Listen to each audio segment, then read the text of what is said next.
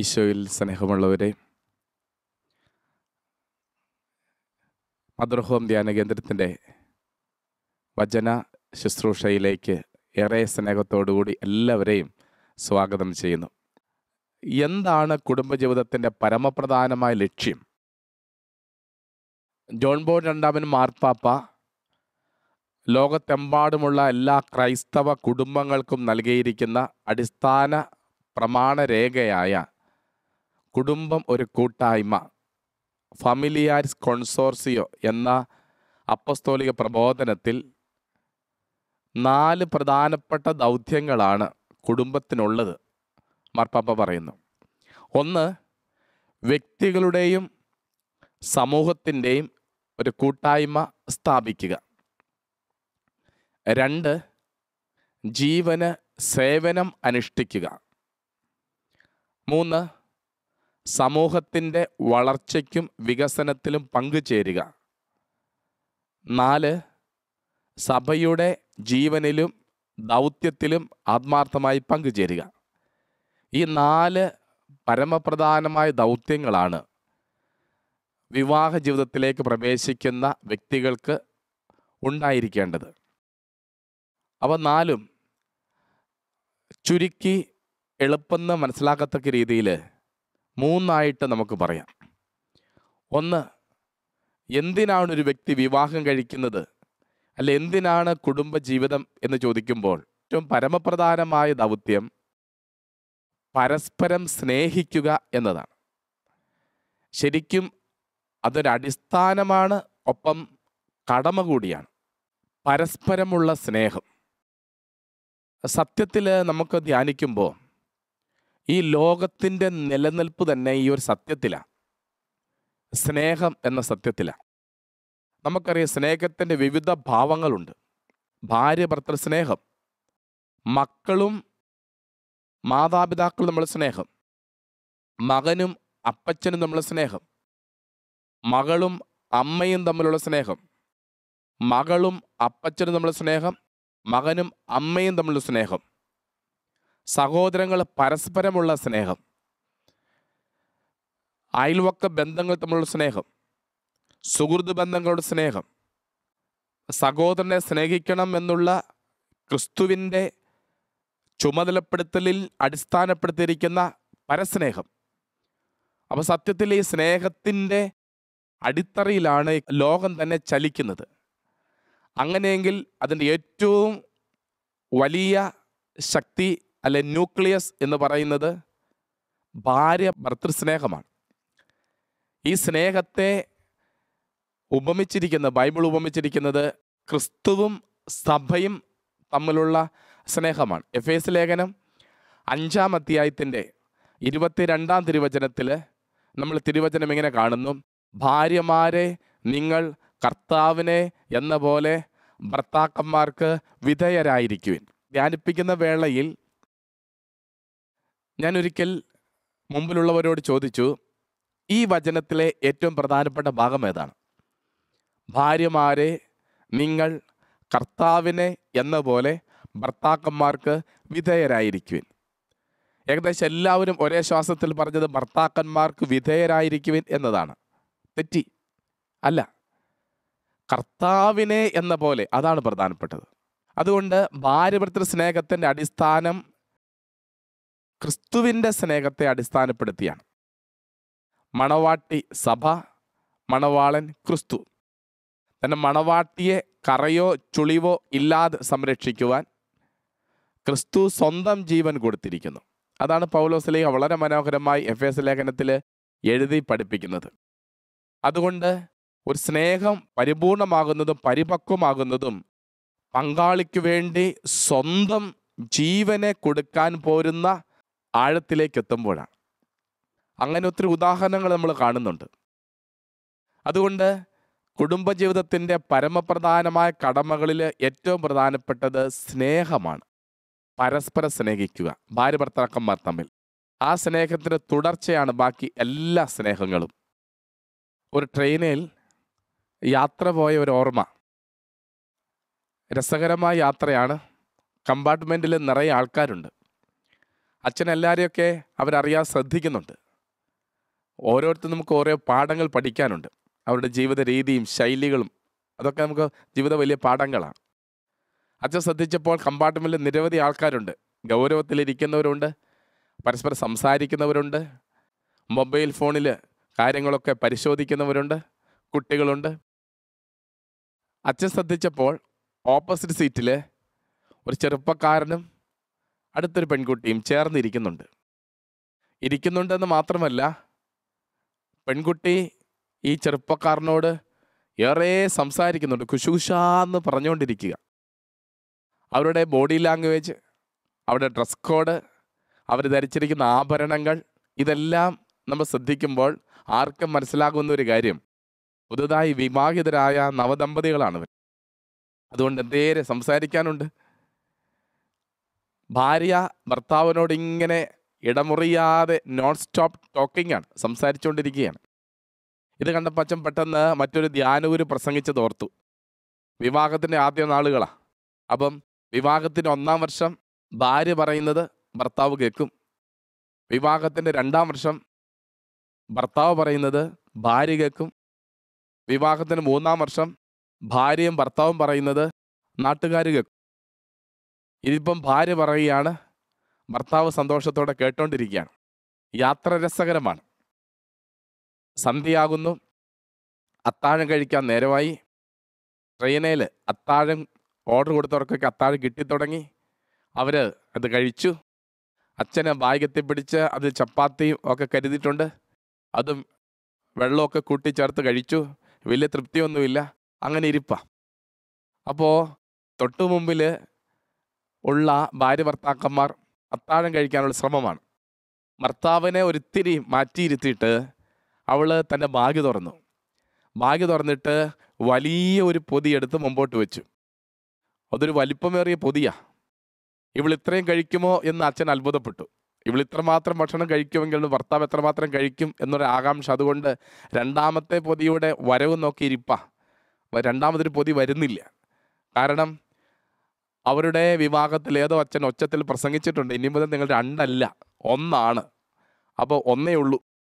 ഈ ഒരു പൊതി അവൾ തുറന്നു വെച്ചു.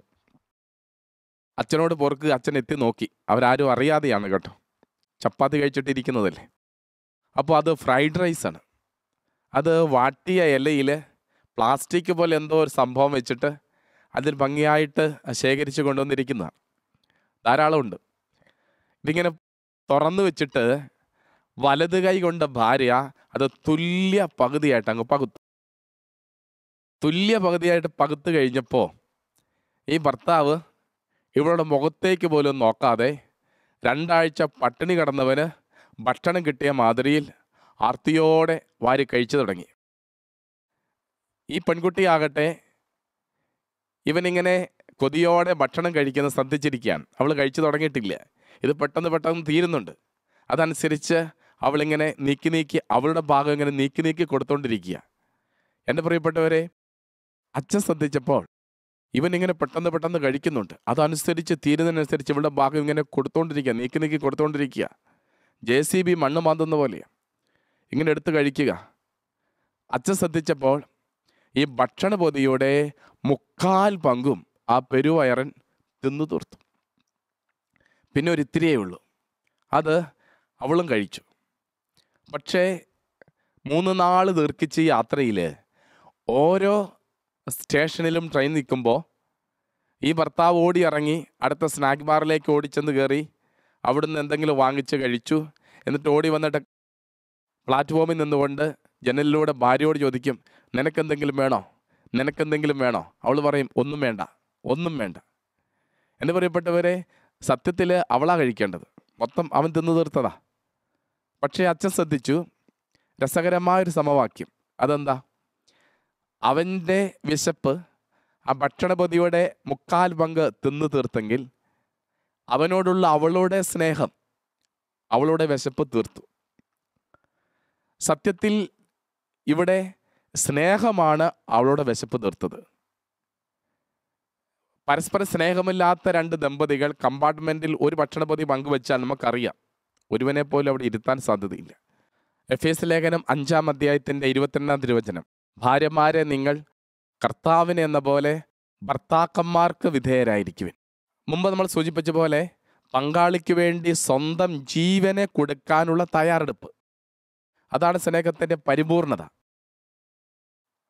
ജനത്തെ ഒരു ധ്യാനത്തിന് ഞാനത് പറഞ്ഞ് ബോധ്യപ്പെടുത്തി. ദമ്പതി ധ്യാനമാണ്. ഒരു സൈഡിൽ ഭാര്യമാരിയ്ക്കുന്നു, മറു സൈഡിൽ ഭർത്താക്കന്മാരിയ്ക്കുന്നു. ഞാൻ ഭാര്യമാരോട് ഈ ചോദ്യം ചോദിച്ചു, ഭർത്താവിന് വേണ്ടി സ്വന്തം ജീവൻ കൊടുക്കാൻ തയ്യാറുള്ള ഭാര്യമാർ ഒന്ന് കരങ്ങൾ ഉയർത്താവോ? ഞാൻ വിചാരിച്ചു ഇത്രയും ബോധ്യമൊക്കെ ലഭിച്ചതല്ലേ, ഭാര്യമാരെല്ലാവരും കരങ്ങൾ ഉയർത്തും എന്ന് ഞാൻ പ്രതീക്ഷിച്ചു. പക്ഷെ എന്നെ അത്ഭുതപ്പെടുത്തിക്കൊണ്ട് ഒരൊറ്റ കരങ്ങളും ഉയർന്നില്ല. എനിക്കാകെ സങ്കടമായിപ്പോയി. പക്ഷെ എനിക്ക് ഉള്ളുകൊണ്ടൊരു സന്തോഷം തോന്നി. കാരണം ഇവർക്ക് വേണേൽ കള്ളം പറയാം, ആരും കളവ് പറഞ്ഞിട്ടില്ല. കരങ്ങൾ ഉയർത്തിയാലും ഈ പറഞ്ഞ സ്നേഹം ഉള്ളിലുണ്ടോ എന്ന് നമുക്ക് പരിശോധിച്ചറിയാനായിട്ട് ഇതുവരെ യന്ത്രങ്ങളൊന്നും കണ്ടുപിടിക്കാത്തത് കൊണ്ട് നമുക്കൊരു മാർഗ്ഗവും ഇല്ല. വേണേൽ അവർക്ക് കരങ്ങൾ ഉയർത്താമായിരുന്നു, പക്ഷെ അവർ ഉയർത്തിയില്ല. അപ്പോൾ എനിക്കൊരു സന്തോഷം തോന്നാൻ കാരണം ഇവർ ദേവാലയത്തിലിരുന്ന് കളവ് പറയുന്നവരല്ല, സത്യസന്ധരാണെന്ന് എനിക്ക് മനസ്സിലായി. പക്ഷെ എന്നെ സങ്കടപ്പെടുത്തിയൊരു കാര്യം, ഭർത്താക്കന്മാരാകട്ടെ ചോദ്യം കേട്ടിട്ട് താങ്കളുടെ ഭാര്യമാരിയ്ക്കുന്ന ഭാഗത്തേക്ക് വളരെ പ്രതീക്ഷയോടെ നോക്കുന്നത് കണ്ടപ്പോൾ എനിക്കാകെ ഒരു സങ്കടമായിപ്പോയി. അപ്പോൾ അതുകൊണ്ട് ഞാൻ ഈ ഭർത്താക്കന്മാരോട് പറഞ്ഞു, നിങ്ങൾക്ക് മനസ്സമാധാനം വേണമെങ്കിൽ കണ്ണടച്ചിരുന്നോളാം. അവർ കണ്ണടച്ചിരുന്നു. ഭാഗ്യം. വീണ്ടും ചോദ്യം ആവർത്തിച്ചു, ഭർത്താവിന് വേണ്ടി ജീവൻ ഹോമിക്കാൻ തയ്യാറുള്ള ഭാര്യമാരെന്ന് കരങ്ങൾ ഉയർത്താവോ? ഈ പ്രാവശ്യം 7 പേര് കരങ്ങൾ ഉയർത്തി. പക്ഷെ ഒരു പ്രത്യേകത ശ്രദ്ധിച്ചത് 7 ചട്ടയിട്ട അമ്മച്ചിമാരാണ്, പഴയ തലമുറയാണ്. എങ്കിലും അവർക്കെങ്കിലും ഇത്ര സ്നേഹമുണ്ടല്ലോ, ആ സ്നേഹം കാത്തു സൂക്ഷിക്കുന്നുണ്ടല്ലോ എന്ന് ഉള്ളുകൊണ്ട് ഞാൻ സന്തോഷത്തോടെ വിചാരിച്ചു. പക്ഷേ ഈ ക്ലാസ് കേൾക്കുന്ന വികാരിച്ചൻ ടവലെടുത്ത് മുഖം പൊത്തി ചിരിക്കുന്നത് കണ്ടപ്പോൾ ഈ ചോദ്യത്തിലും ഉത്തരത്തിലും എന്തോ പന്തികേട് വന്നതെന്ന് എനിക്ക് മനസ്സിലായി. പുറത്തിറങ്ങിയപ്പോൾ അച്ഛൻ എന്നോട് പറഞ്ഞു, ഈ കരങ്ങൾ ഉയർത്തി 7 അമ്മച്ചിമാരുടെയും ഭർത്താക്കന്മാർ പണ്ടേ മരിച്ചുപോയതാ അച്ഛാ. കരങ്ങൾ ഉയർത്താൻ നല്ല എളുപ്പമാണ്. പ്രിയപ്പെട്ടവരെ, വാക്കിലല്ല പ്രവൃത്തിയിലാണ് സ്നേഹത്തിൻ്റെ പൂർണ്ണത. സത്യത്തിൽ സ്വന്തം ജീവനെ ഹോമിക്കാൻ തയ്യാറുള്ള ഒരു പങ്കാളിത്തം എന്ന് പറയുന്നത് ക്രിസ്തുവിൻ്റെ കുടുംബ സ്നേഹത്തിൻ്റെ പരിപൂർണതയാണ്. ഇന്നും ശ്രദ്ധിക്കാം, നമ്മളിനി കാണാൻ പോകുന്നത് ഒരു കുടുംബ ജീവിതത്തിൻ്റെ പരിപൂർണമായ പരിപക്വമായ ഒരു സ്നേഹത്തിൻ്റെ ഉദാഹരണമാണ്.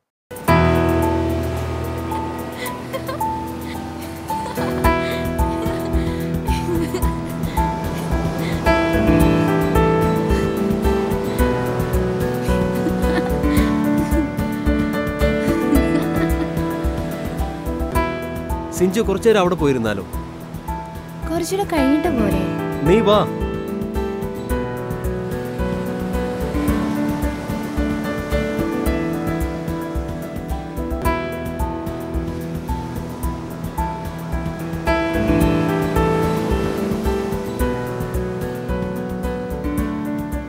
ഇതെങ്ങനെയുണ്ട്? കൊള്ളാം. എത്ര രസമുണ്ട് ഇവിടെ വന്നിരിക്കാൻ അല്ലേ? ജീവിതത്തിനൊരർത്ഥം ഉണ്ടെന്ന് തോന്നിയത് ഇപ്പോഴാ. മരണം വരെ നമുക്കിങ്ങനെ സന്തോഷമായി ജീവിക്കണം. എന്റെ ചേട്ടായി, ഇന്നത്തെ ദിവസത്തിന്റെ പ്രത്യേകത എന്താണെന്ന് അറിയാവോ? ഞാൻ തന്നെ പറയാം. ഇന്ന് നമ്മുടെ കല്യാണം കഴിഞ്ഞിട്ട് 1 മാസമായി. ഈ സമയമൊക്കെ എത്ര പെട്ടെന്ന് പോകുന്നല്ലേ പെണ്ണെ. നമുക്ക് ഒത്തിരി മക്കൾ വേണം, വീട് നിറച്ച് ഓടിക്കളിക്കാൻ ഒത്തിരി മക്കൾ. എന്നാ പിന്നെ ഒരു അംഗനവാടിയും കൂടെ തുടങ്ങാം. ഞാൻ കാര്യമായിട്ടാ പറഞ്ഞത്. 1-2 മക്കളുള്ള സമൂഹത്തിൽ നമ്മളെങ്കിലും മാറ്റി ചിന്തിക്കണ്ടേ? ഇനി നമുക്ക് മാറ്റി ചിന്തിക്കാട്ടോ. ഈ മനോഹരമായ തീരത്ത് നിന്റെ അടുത്ത് ഇങ്ങനെ ഇരിക്കുമ്പോഴേ ഈ സൂര്യൻ ഒരിക്കലും അസ്തമിക്കരുത് എന്നാ ഞാൻ ചിന്തിക്കുന്നത്. ചേട്ടായി നല്ല മൂഡിലാണല്ലോ. നീയല്ലടി പെണ്ണ എന്റെ ബലം. ഈ കടലിനൊരു സംഗീതമുണ്ട്, ശ്രദ്ധിച്ചിരുന്നാലേ നമുക്കത് കേൾക്കാൻ പറ്റും. നമ്മൾ ഒരിക്കലും വഴക്കൊന്നും പിടിക്കരുത്. വാ, അവിടെ നല്ല ഐസ്ക്രീം കിട്ടും. വാ.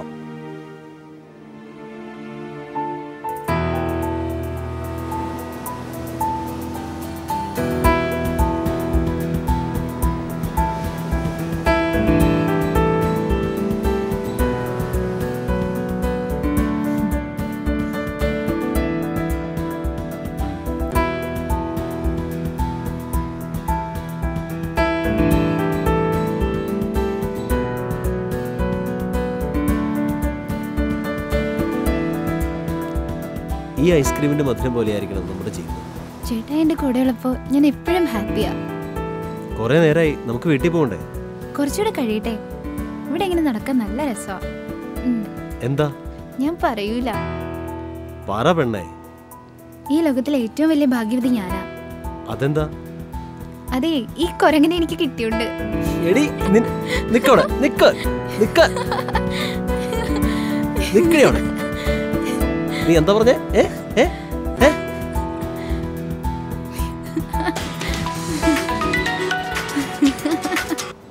ആ ഹലോ അമ്മേ.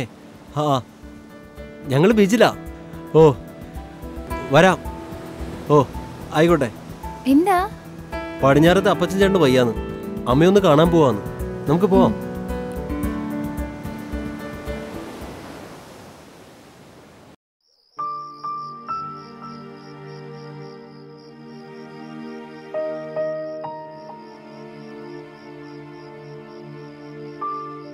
മോളെ, അകത്ത് വന്ന് കിടക്ക്. ചേട്ടായി വന്നിട്ട് ഞാൻ കിടന്നോളാം. അവൻ ഇത്രയും താമസിക്കാറില്ലല്ലോ, എന്തു പറ്റി? ഇപ്പൊ വിളിച്ചായിരുന്നു. ഇന്ന് കമ്പനിയുടെ മീറ്റിംഗാ, താമസിക്കുന്ന പറഞ്ഞേ. എന്നാ എന്റെ മോള് വന്ന് ഭക്ഷണം കഴിക്കും. വേണ്ടമ്മേ, ചേട്ടായി വന്നിട്ട് കഴിച്ചോളാം. എന്നാ അമ്മ കിടക്കുക മോളെ.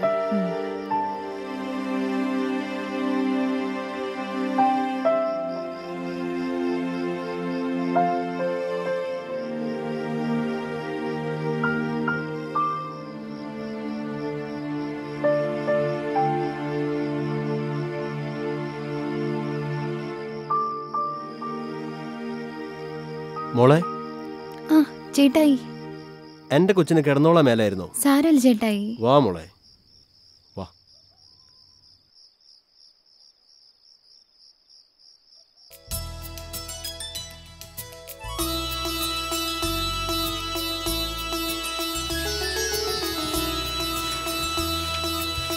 ഞാൻ സഹായിക്കണോ? ഓ വേണ്ടായി, ഇത് ഞങ്ങള് പെണ്ണുങ്ങൾക്കുള്ള പണിയാ. അതെന്താ, ഞാൻ തൂത്താ കരിയിലെ പോകത്തില്ലേ? മോളെ. ആ അപ്പച്ച. മക്കളെ സുഖാണോ? എന്താ അപ്പച്ച ഒരു മുന്നറിയിപ്പ് ഇല്ലാതെ? എനിക്ക് എന്റെ മക്കളെ കാണാൻ വരാൻ എന്തിനാ ഒരു മുന്നറിയിപ്പ്? അപ്പച്ചാ വാ.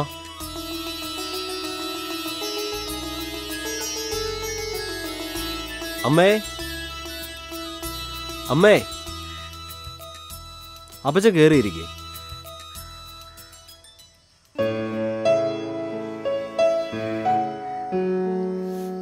ഇത് നിന്റെ അമ്മച്ചി തന്നു വിട്ടതാ. അമ്മച്ചിനെയും കൂടെ കൊണ്ടുവരാൻ മേലായിരുന്നോ? എല്ലാവരും കൂടി പോന്ന പശുവൊക്കെ ഇല്ലേ, അതുങ്ങളുടെ കാര്യം നോക്കണ്ടേ? ആ ചാച്ചനോ, സുഖാണോ? ഒടയതമ്പുരാന്റെ കൃപ കൊണ്ട് ഒരു കുഴപ്പമില്ല. മോളെ, അപ്പച്ചന് ചായ കൊടുക്ക്. ചായയും കാപ്പിയും ഒക്കെ നിർത്തി. അതെന്താ അപ്പച്ച? ഒരു ആയുർവേദ മരുന്ന് കഴിക്കുന്നുണ്ട്. പിന്നെന്താ അപ്പച്ചന് തരിക? നീ കരിക്ക് കിട്ടുമെങ്കിൽ ഒരെണ്ണം കൊണ്ടുപോവാ. ഇത്ര രാവിലെ? അതാ ഇപ്പോഴത്തെ ശീലം. സിയോണയുടെ കല്യാണക്കാര്യം വല്ലതും ആയോ? അത് പറയാനും കൂടിയാ ഞാൻ വന്നത്. അടുത്ത ഞായറാഴ്ച ഒരു കൂട്ടർ അവളെ കാണാൻ വരുന്നുണ്ട്. നിങ്ങൾ എല്ലാവരും അവിടെ ഉണ്ടാവണം. പിള്ളേര് രണ്ടുപേരും വരും.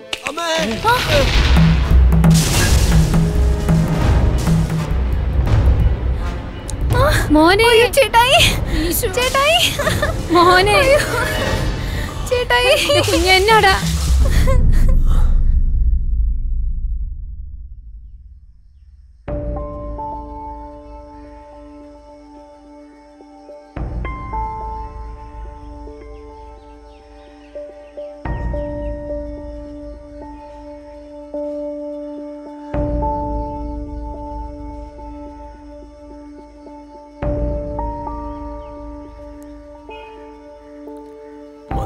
കുറച്ചുകൂടെ കഴിക്കു ചേട്ടായി. എന്തിനാ? എന്റെ മലവും മൂത്രം എടുത്ത് നീ മടുത്തില്ലേ? ഒരിക്കലും ഞാൻ മടുക്കില്ല. ചേട്ടായി എന്റെ കൂടെ ഉണ്ടല്ലോ. കൂടെ ഉണ്ടായിട്ട് എന്താ കാര്യം? ഒന്നനങ്ങാൻ പോലും പറ്റാത്ത ഈ ജീവിതം. അങ്ങനെയൊന്നും പറയണ്ട, ഞാനില്ല ചേട്ടായിക്ക്. 6 വർഷമായി ഈ കിടന്ന കിടപ്പ്. അരയ്ക്ക് താഴെ തളർന്ന എന്നെ എന്തിനു പറ്റും? നിനക്ക് മടുത്തില്ലേ എന്നെ? ഒരിക്കലും ഇല്ല. ചേട്ടായിക്ക് വേണ്ടിയാ ഞാൻ ജീവിക്കുന്നത്. നമ്മുടെ സ്വപ്നമായിരുന്നില്ലേ ഒത്തിരി കുഞ്ഞുങ്ങൾ? പക്ഷെ അതുപോലെ എന്നെ കൊണ്ട്. സങ്കടപ്പെടല്ലേ, ദൈവം അറിയാതെ ഒന്നും സംഭവിക്കില്ല. മോളെ, നിനക്ക് നല്ലൊരു ഭാവിയുണ്ട്. എന്റെ കൂടെ നിന്ന് അത് തകർക്കണ്ട. പണ്ട് ആ ബീച്ചിൽ നിന്ന് പറഞ്ഞ് ഓർക്കുന്നുണ്ടോ, മരണം വരെ നമ്മൾ സന്തോഷത്തോടെ ജീവിക്കുമെന്ന്? പക്ഷെ എന്റെ അവസ്ഥ, ഞാനൊരു കാര്യം പറഞ്ഞ മോൾ അനുസരിക്കും. മോള് വേറൊരു കല്യാണം. അത് മാത്രം എന്നോട് പറയരുത്. പിന്നെ നിന്റെ ഭാവി? ചേട്ടായി എന്താ വിചാരിച്ചേ? ഞാൻ കരഞ്ഞോണ്ടാണ് ജീവിക്കുന്നേന്നോ? ഞാൻ പണ്ട് പറഞ്ഞതാ, എന്നാലും പറയുക. ചേട്ടാ എന്റെ കൂടെ ഉള്ളിടത്തോളം കാലം ഞാൻ ഹാപ്പിയാ. ചുമ്മാ സെന്റ് അടിച്ച് കൊളാക്കല്ലേ. ആരാ നോക്കി?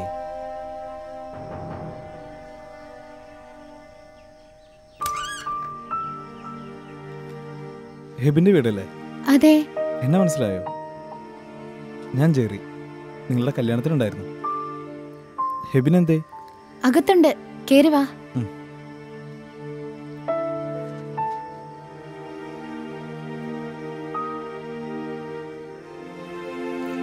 ആ ജെറി, ഹെബിനെ ഇവിടെ ഇരിക്കേ.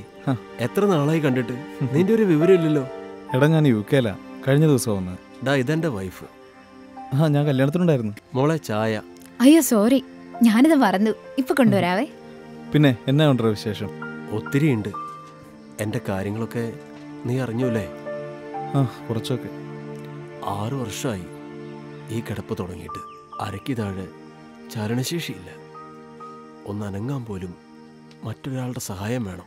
ചികിത്സകളൊക്കെ എല്ലാം നിർത്തി. ഒന്നുകൊണ്ടും കാര്യമില്ല. നീ വിഷമിക്കാതെ. വിഷമമൊന്നുമില്ല, ഇപ്പൊ എല്ലാത്തിനോടും പൊരുത്തപ്പെട്ടു. സിഞ്ചു എന്നാ പറയുന്നത്? അവളെന്റെ മാലാഖയ. ആ നല്ല മനസ്സുള്ളതുകൊണ്ടാ ഞാൻ ജീവിക്കുന്നത്.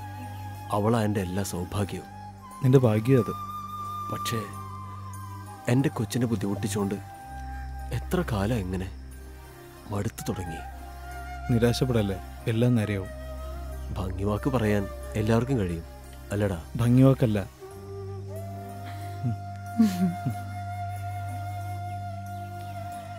എൻ്റെ ഒരു സുഹൃത്തൊരു ഡോക്ടറുണ്ട്, ഒത്തിരി കൈപ്പണിയുള്ള ആളാ. നമുക്ക് അദ്ദേഹത്തെ ഒന്ന് ചെന്ന് കാണാം. അതൊന്നും വേണ്ട, ഇതൊന്നും നേരെയാവത്തില്ല. ആദ്യം നിന്റെ ഈ നെഗറ്റീവ് ചിന്തയെ മാറ്റണ്ട. തളർന്നു കിടന്നവർ എഴുന്നേറ്റ് നടന്ന ഒത്തിരി അനുഭവങ്ങളുണ്ട്. ചേട്ടായി, എന്നാ നമുക്കൊന്ന് ഡോക്ടറെ കണ്ടാലോ? നീ ഒന്ന് കണ്ടു നോക്ക്.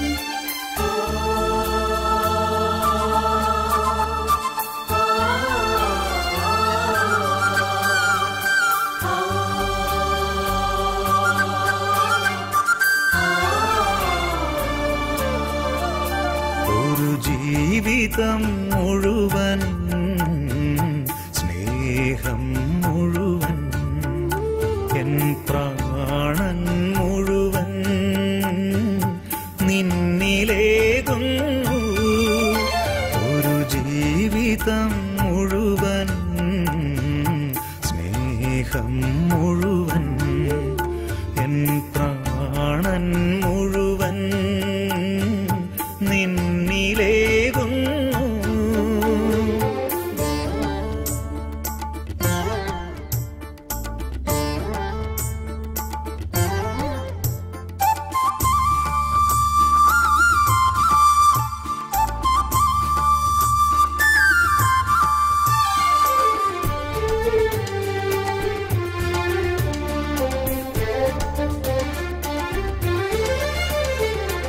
എന്റെ ജീവിത വീതിയിൽ വെൺപ്രദീപനാളമായി എന്നുമേ കരം പിടിച്ചു നയിച്ചവൻ നീ.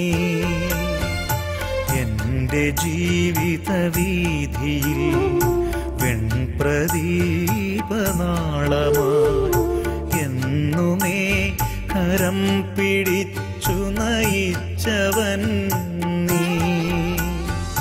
ജീവിതം മുഴുവൻ സ്നേഹം മുഴുവൻ പ്രാണൻ മുഴുവൻ നിന്നിലേകുന്നു.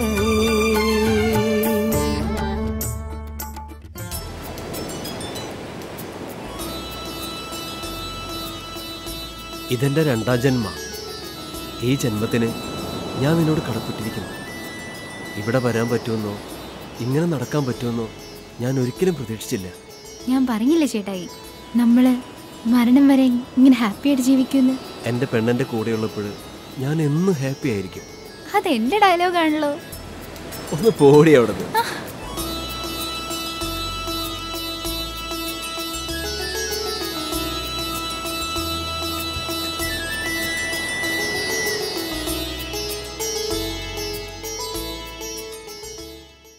വിവാഹം കഴിഞ്ഞിട്ട് ഏറെ നാളൊന്നും ആയിട്ടില്ല. പരസ്പരം ഭയങ്കര സ്നേഹമാണ്. ഒരുപക്ഷെ വളരെ മാതൃകാപരമായ സ്നേഹം. വിവാഹത്തിന് 3-ാം മാസം ഭാര്യയുടെ ഭവനത്തിൽ നിന്ന് മാതാപിതാക്കൾ അവളെ കാണാനായിട്ട് സന്തോഷത്തോടെ വന്നതാ. വന്നു കഴിഞ്ഞപ്പോൾ വലിയ സന്തോഷമായി. അവരെ സൽക്കരിക്കാനായിട്ട്, കരിക്ക് കൊടുക്കാനായിട്ട് തെങ്ങേ കയറുന്നു ഭർത്താവ്. ജോലിക്കാരനില്ല, അതുകൊണ്ട് തനിച്ച് തന്നെ അങ്ങോട്ട് തെങ്ങിലെല്ലാം കയറി കരിക്കിട്ട് കൊടുക്കാനുള്ള ശ്രമമാണ്. തെങ്ങിൻ്റെ മുകളിൽ നിന്നും ആൾ താഴെ പോയി. 6 വർഷത്തിലധികമായി തളർന്നു കിടക്കുക. പ്രിയപ്പെട്ടവർ, ഈ ഒരു സമയത്ത്, ഒരു പശ്ചാത്തലത്തിൽ ഇന്നാണെങ്കിൽ പങ്കാളി ഉപേക്ഷിച്ചു പോകും. 22 വയസ്സ് ഭാര്യയ്ക്ക് പ്രായമുള്ളൂ. അവളെ ചേർത്ത് വെച്ചിട്ട് ഭർത്താവ് പറഞ്ഞു, എന്നെ നീ വിട്ടുപോകുക, എന്നെ നീ വിട്ടുപോകുക. ജീവിതത്തിൻ്റെ തുടക്കം പോലും ആയിട്ടില്ല. അതുകൊണ്ട് നിനക്ക് നല്ല ഒരു ഭാവി, മറ്റൊരു പങ്കാളിയെ കിട്ടും, സത്യമായും കിട്ടും. ഞാൻ പ്രാർത്ഥിച്ചോളാം. അരയ്ക്ക് താഴേക്കുള്ള ചലനശേഷി പോലും പോയ ഒരു ഭർത്താവിൻ്റെ സങ്കടം. പക്ഷേ അവൾ പോയില്ല, ഒപ്പം നിന്നു. അവിടെ ഹൃദയത്തിലായിരുന്നു കുടുംബജീവിതത്തിൻ്റെ വലിയ സ്നേഹത്തിൻ്റെ അടയാളം. അതുകൊണ്ട് അൾത്താരുടെ മുമ്പിൽ വെച്ച് കർത്താവ് കൃപയോടെ വിശുദ്ധീകരിച്ച് എനിക്ക് എൻ്റെ പങ്കാളി ജീവിതത്തിൻ്റെ ഏതൊരു മേഖലയിലും ഞാൻ ഉപേക്ഷിച്ചു പോവില്ല എന്നവൾ തീരുമാനമെടുക്കാൻ കാരണം ആ സ്നേഹത്തിൻ്റെ പരിപൂർണതയാണ്. ഒരു വേള നമ്മൾ ചിന്തിക്കേണ്ടതുണ്ട്. ഇന്നത്തെ കാലഘട്ടത്തിൽ ചെറിയൊരു സങ്കടം വരുമ്പോൾ, ചെറിയൊരു ന്യൂനത വരുമ്പോൾ, ഒരു തെറ്റിദ്ധാരണ വരുമ്പോൾ, അല്ലെങ്കിൽ ഒരു രോഗാവസ്ഥ വരുമ്പോൾ, അല്ലെങ്കിൽ ഒരു പ്രതിസന്ധി വരുമ്പോൾ പരസ്പരം കലഹിക്കുകയും അവസാനിപ്പിക്കുകയും ബന്ധം ഉപേക്ഷിക്കാനായിട്ട് തീരുമാനമെടുക്കുകയും ചെയ്യുന്ന ദമ്പതികളുടെ ഒരു പശ്ചാത്തലത്തിൽ ഈ ഒരു സ്നേഹത്തിൻ്റെ ആഴം നമ്മുടെ ഹൃദയത്തിൽ ആഴത്തിൽ സ്പർശിക്കണം. നമുക്ക് കുടുംബജീവിത സ്നേഹബന്ധങ്ങളുടെ ആഴത്തിലേക്ക് എല്ലാ ദമ്പതികളെ എത്തിക്കുവാനായിട്ട് പ്രാർത്ഥിക്കാം. അകന്നു പോയവരുണ്ട്, പിണങ്ങി കഴിയുന്നവരുണ്ട്, കുടുംബജീവൻ തകർന്ന് തനിച്ച് ജീവിക്കുന്നവരുണ്ട്. അതൊക്കെ ഒരു സമൂഹത്തിന് തന്നെ നാശമായി മാറുന്നു നമ്മൾ തിരിച്ചറിയാം. അതുകൊണ്ട് എല്ലാ ഭാര്യ ഭർത്താക്കന്മാരും പരിപൂർണമായ സ്നേഹത്തിൻ്റെ ആഴത്തിലേക്ക് എത്തുവാനായിട്ട് ക്രിസ്തുവിൻ്റെ സ്നേഹം അവിടെ ഹൃദയത്തിലേക്ക് വരട്ടെ. ദൈവം നമ്മൾ ഓരോരുത്തരെയും അനുഗ്രഹിക്കട്ടെ.